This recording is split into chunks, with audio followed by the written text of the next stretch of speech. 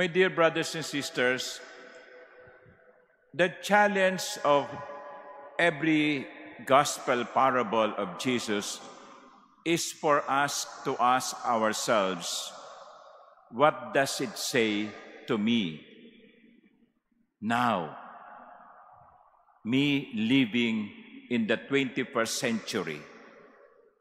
Because when Jesus told this parable, he was speaking to a different group of people.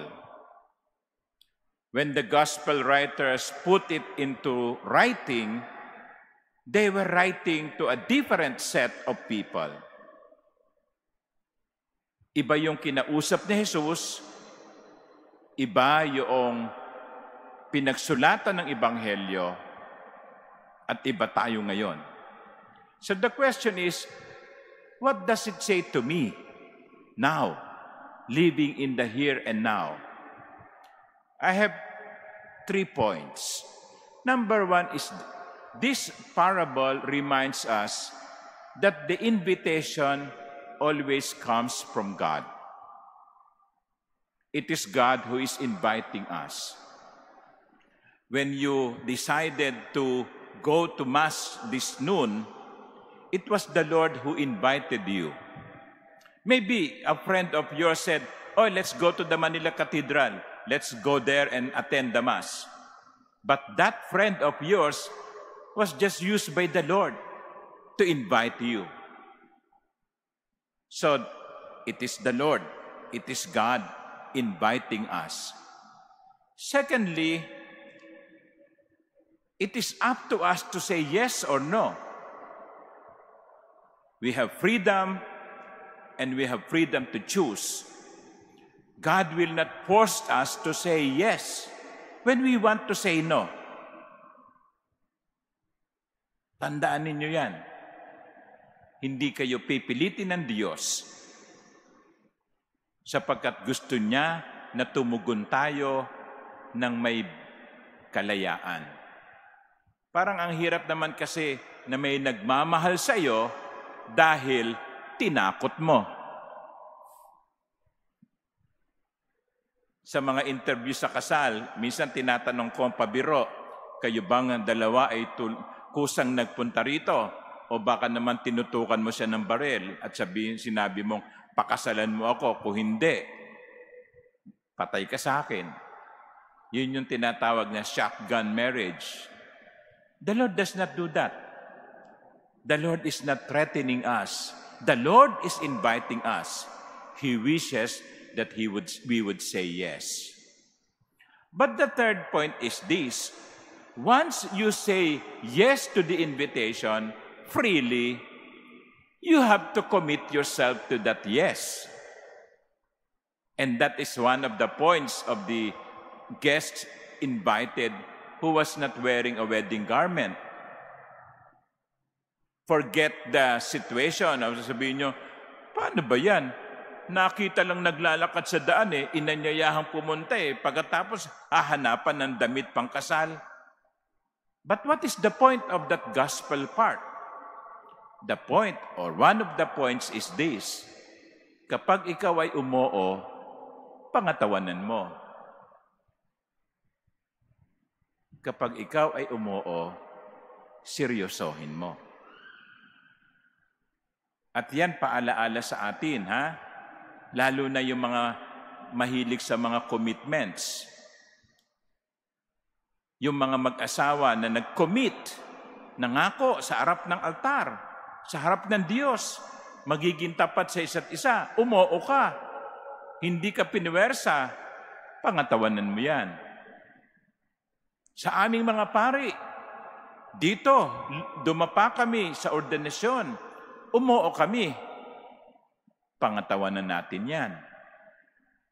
The problem sometimes during this time, our time is, there are people who say yes, but they do something else. Di ba? May mga ibang tao nangangako, nanunumpa pa, ang kamay ay nasa Biblia. Pero yun namang pangako, kunwari lang pala. Nangingiti kayo, wala naman ako tinutukoy. No? But that is the point. There is problem in our society because people who commit are not faithful to their commitment. Kapag tayo ay umoo, dapat sikapin nating maging tapat sa ating pag-oo. And that is the example given to us by the Blessed Mother. Today, as I mentioned earlier, we are celebrating the Queenship of Mary. It was the Lord who invited her. It was the Lord who invited her to be the mother of his son. And Mary said yes. And that yes